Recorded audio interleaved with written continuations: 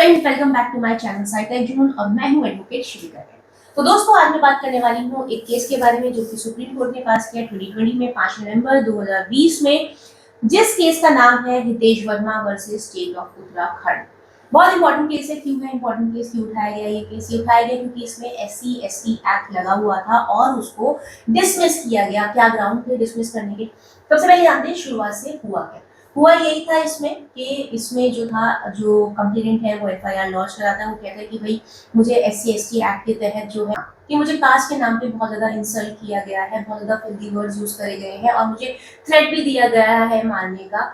तो जो पुलिस है वो कौन कौन से सेक्शन में चली जाती है? वो चली जाती है 504, 506 और SC/ST एक्ट भी लगा देती है। तो ये केस चलता है ट्रायल कोर्ट में। जब ये ट्रायल कोर्ट में चल रहा होता है तो इन बिटवीन जो अपोजिट पार्टी होती है वो चली जाती है हाई कोर्ट। हाई कोर्ट में वो ये कहती जाती है कि भाई ये जो चार्जशीट है वो रद्द होनी चाहिए। सेक्शन 482 में जाती है और वो कहती है ये जो चार्जशीट है डिसमिस होने योग्य है। अब जो हाई कोर्ट ऑफ उत्तराखंड है वो डिसमिस कर देता है। वो कह देता है कि जब आपने खुद ही माना है कि आपने उसको अब्यूज किया है तो हम SC/ST एक्ट कैसे हटा दें। बट फिर आता है ये मामला सुप्रीम कोर्ट के सामने।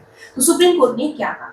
सुप्रीम कोर्ट ने बहुत ही अहम चीजें इसमें बोली। सबसे पहली बात सुप्रीम कोर्ट ने बोली कि भाई आपने जो गाली दी वो दी विद इन 4 वॉल्स। और जो ये जो मामला था ये था जो मामला जो चल रहा था ये था जमीन से रिगार्डिंग मामला था। वहां पे सिर्फ वो पार्टी थी जिनके बीच में ये विवाद चल रहा था और ये जो विवाद हुआ और ये जो गाली गलौज हुई वो हुई विद इन 4 वॉल।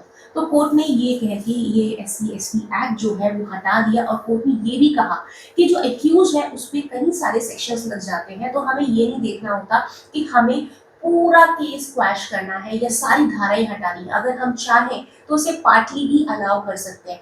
यानी कि यहाँ पे कोर्ट ने ये बोल दिया कि अगर कोई हमें केस ऐसा लगता है जो कि जिसमें सेक्शन हमें लगता है कि नहीं आना चाहिए था तो वो भी हम हटा सकते हैं। तो कोई भी चार्जशीट जो है या जो कोई भी जो FIR है अगर उसे हमें डिसमिस करना है, क्वैश करना है तो उसे हम पार्ट में भी क्वैश कर सकते हैं। तो दोस्तों बताइएगा सुप्रीम कोर्ट का फैसला आपको ये कैसा लगा। और अब मैं मिलती हूँ अपनी अगली वीडियो में, तब तक के लिए बाय बाय।